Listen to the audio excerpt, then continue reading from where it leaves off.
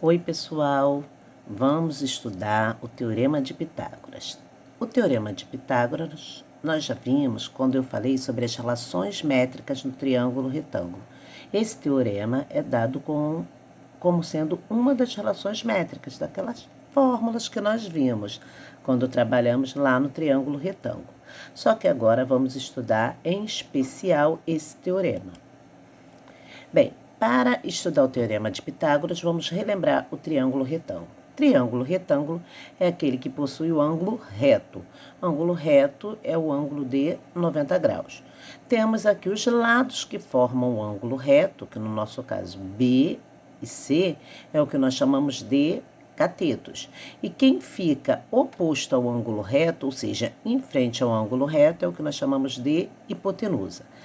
A hipotenusa é o maior lado do triângulo retângulo.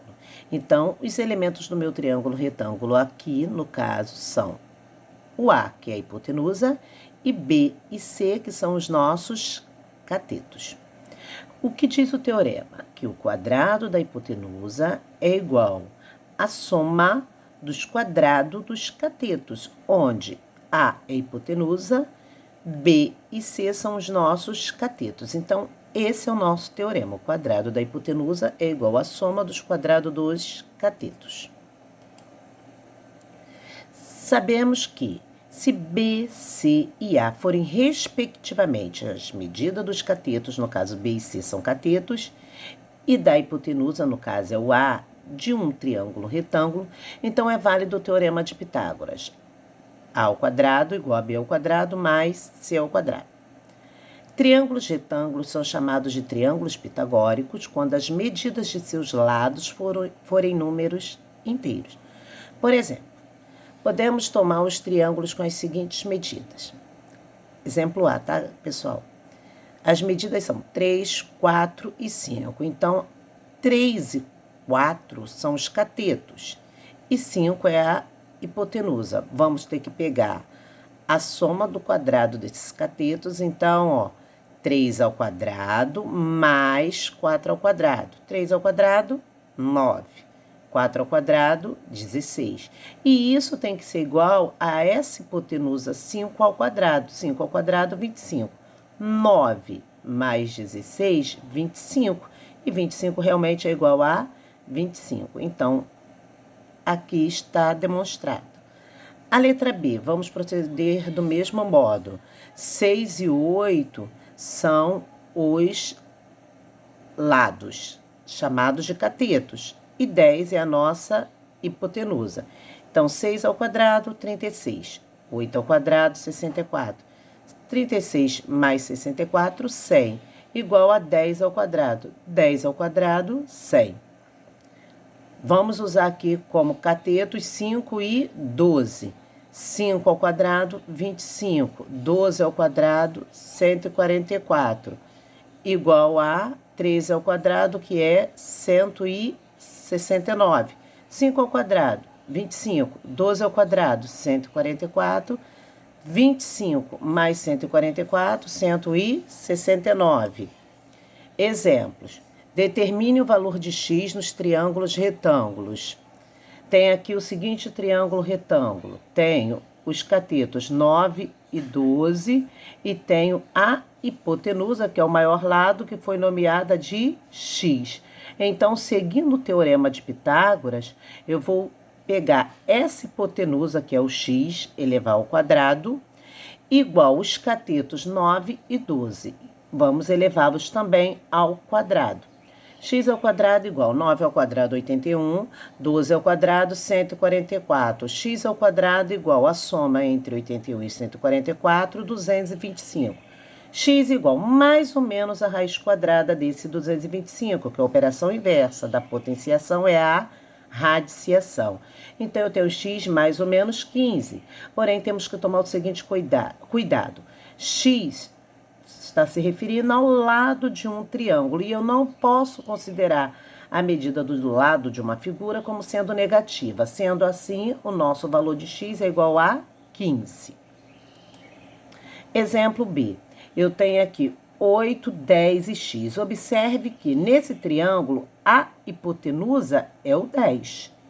catetos 8 e x. Então, nesse caso, eu não estou procurando o valor da hipotenusa.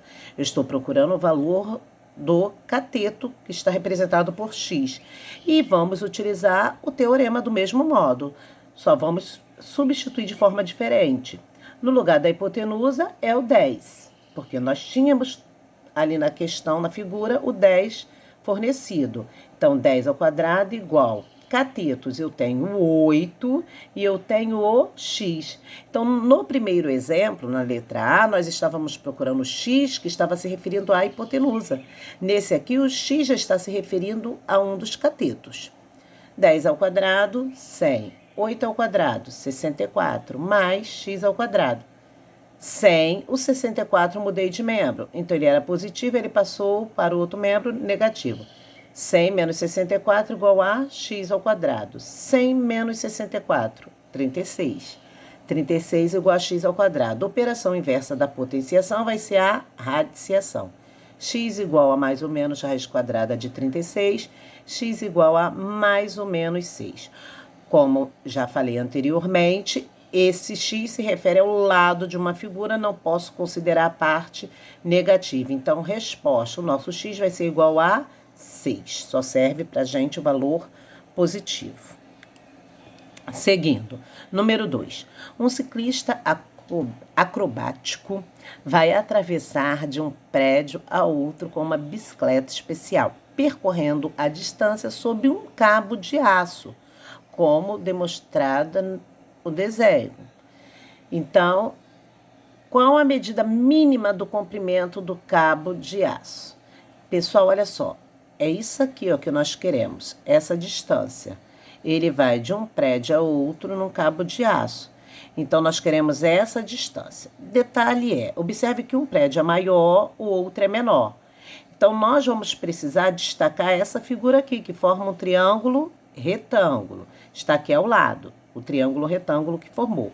Porém, eu tenho essa medida aqui de baixo, que é um dos catetos, que é o nosso 12. O cabo de aço é o que nós queremos, nós vamos chamar de x. E essa distanciazinha aqui, ó, esse pedacinho aqui, para obtermos, vamos ter que fazer a diferença entre a altura do prédio maior e a altura do prédio menor, onde eu vou escrever que é 25 menos 20. 25 menos 20, então vai ser 5. Então, está formado o nosso triângulo retângulo. Catetos 5 e 12. Hipotenusa x. Então, vamos utilizar o teorema. O quadrado da hipotenusa, então vamos pegar o x ao quadrado. Soma o quadrado dos catetos. Eu tenho os catetos, que são 5 e 12. Então, 5 ao quadrado mais 12 ao quadrado. X ao quadrado igual 5 ao quadrado, 25. 12 ao quadrado, 144.